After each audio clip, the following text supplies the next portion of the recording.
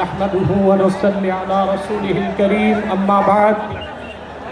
হেফাজত ইসলাম বাংলাদেশ কর্তৃক আয়োজিত আজকের মহাসম্মেলনের সম্মানিত সভাপতি হাজারাত উলামায়ে কেরাম, বাংলাদেশের বিভিন্ন প্রান্ত থেকে আজকের এই মহাসম্মেলনে আগত প্রতিটি মুমিন মুসলমানকে আমার হৃদয় নিংড়ানো ভালোবাসা, শুভেচ্ছা এবং অভিনন্দন। সম্মানিত সুধী, দুটো বিষয় প্রথমে আসে। একদিকে বিতর্কিত নারী সংস্কার কমিশন করে আমাদের অনুভূতিতে আঘাত দেওয়া হচ্ছে, আরেকদিকে মানবিক করিডোরের সিদ্ধান্ত নিয়ে স্বাধীনতার উপর আঘাত দেওয়া হচ্ছে। আমার মনে হয় বিতর্কিত নারী কমিশন করে আমাদের দৃষ্টি এদিক রেখে বর্তমানে মার্কিন যুক্তরাষ্ট্রের সাথে বাংলাদেশের স্বাধীনতা বিক্রির সওদাবাজি হচ্ছে কিনা সেটাও দেখতে হবে। হেফাজত ইসলাম বাংলাদেশ শুধু দাবি করবে না, সকল মাসলাকের মানুষের পূর্ণ সমর্থন হেফাজতের প্রতি আছে, কারণ হেফাজত হচ্ছে বাংলাদেশে সর্ববৃহৎ ইসলামী অরাজনৈতিক সংগঠন। আজ আমি এই জনতার পক্ষ থেকে, বাংলাদেশের কোটি কোটি মুসলমানের পক্ষ থেকে হেফাজতের সম্মানিত আমিরের কাছে বলবো, হেফাজত রাজনীতিতে যাবে না, কিন্তু রাজনীতি নিয়ন্ত্রণ করতে হবে। 53 বছরের ইতিহাস আমাদের কলঙ্কিত। আলেম ওলামা, পীর মাশায়েখ আর মাদ্রাসা ছাত্রদের পবিত্র রক্তে পা রেখে তারা ক্ষমতায় যায়, আর ক্ষমতায় যে ইসলাম ও মুসলমানকে চ্যালেঞ্জ করে।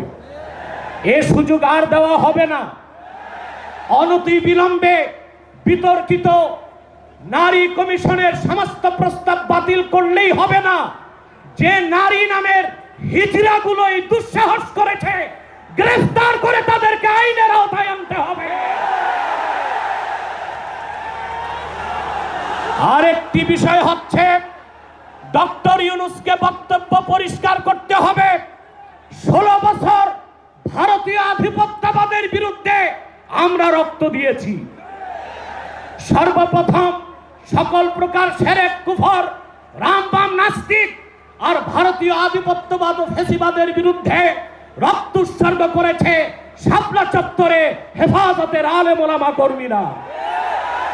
সেই আন্দোলনের আগ্নেয়গিরিতে 5ই আগস্ট ছাত্র জনতা আগুন ধরিয়েছে শুধু।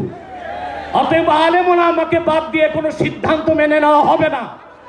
ডক্টর ইউনূস সাহেব পরিষ্কার করুন, মানবিক করিডোরের নামে বাংলাদেশকে ইন্দো প্যাসিফিক অঞ্চলে যুদ্ধের দিকে ঠেলে দিবেন না।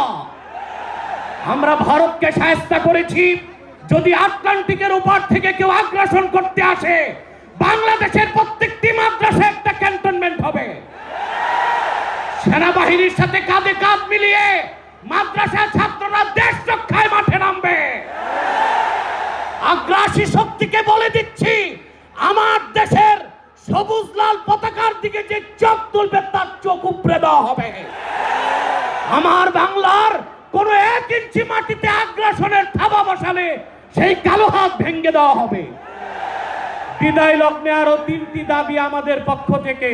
ব্লাসফেমি আইন করতে হবে, freedom of expression, freedom of speech.